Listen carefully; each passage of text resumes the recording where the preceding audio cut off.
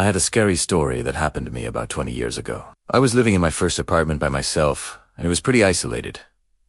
It was up on a hill and down a long driveway. Every night, around 11:55 p.m., I would hear this phone ring, and every night I'd pick up the phone and say, "Hello," and there would be silence on the other end of the line, and then whoever was on the other end would hang up, and it didn't matter how many times I called back, there was no one there.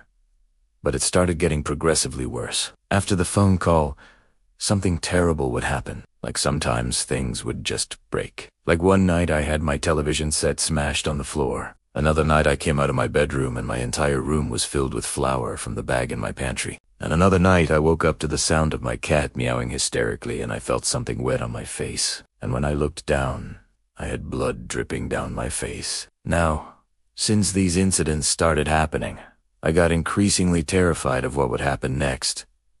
So I began recording the phone calls. And one night, I picked up the phone and said, "Hello," and silence. Then I heard what sounded like a woman crying.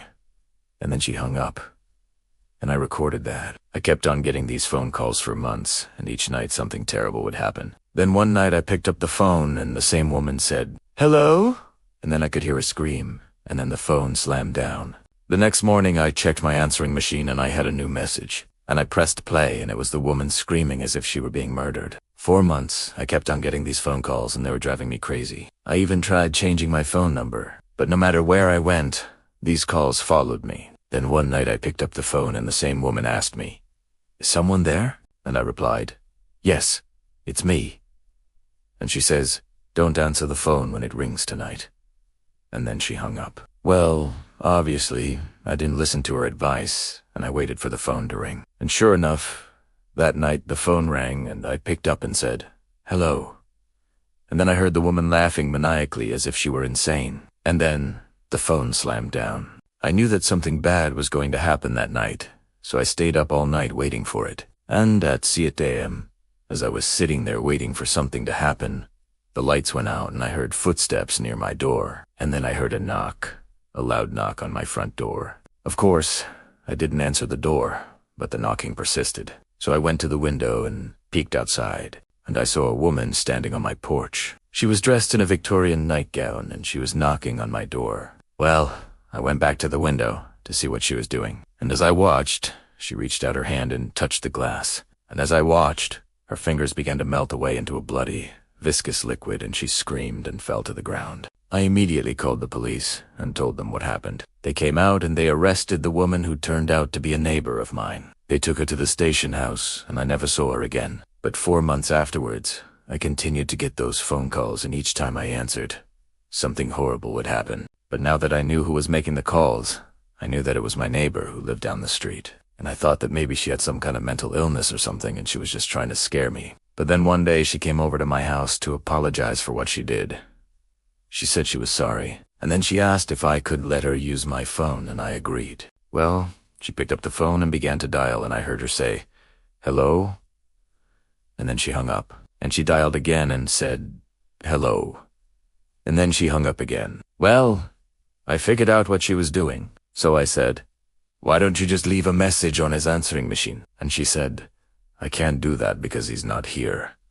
And then she left. So I didn't think anything of it until that night when I got home from work and I picked up the phone and it was my answering machine and I had a new message and I pushed play and it was my neighbor saying, "Hi, is anyone there?" And then she hung up.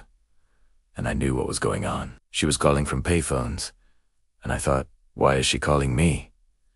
What does she want? Then that night I was sitting in bed trying to read, but I couldn't focus. So I lay back and closed my eyes, and that's when I heard the phone ringing. So I sat up in bed and listened, and it was my phone ringing. I immediately jumped out of bed and ran into the hallway to try to find another phone to call the police from. But before I could find a phone to call, I could hear my neighbor screaming in terror as if she were being murdered. And then the phone line went dead. In the morning, the police came, and they found my neighbor beaten to death in her house. And when they investigated further, they discovered that she had been stabbed multiple times with an ice pick. And as the investigation continued, they realized that my neighbor had been using the ice pick to stab people in the area, and they had finally caught up with her. However, they also found something else. They found my phone number written down on a piece of paper in her diary, and when they traced the phone call back to my apartment, They noticed that the phone line had been cut at precisely 8:13 a.m., which was the exact time that my neighbor was killed. It was then that I realized that somehow my neighbor had been using my phone to make the calls and predict her own fate. After this happened, I moved away, and I never used that phone number again. And I have to admit, I still get scared every time the phone rings. That was a scary story. Now it's time for bed. Good night.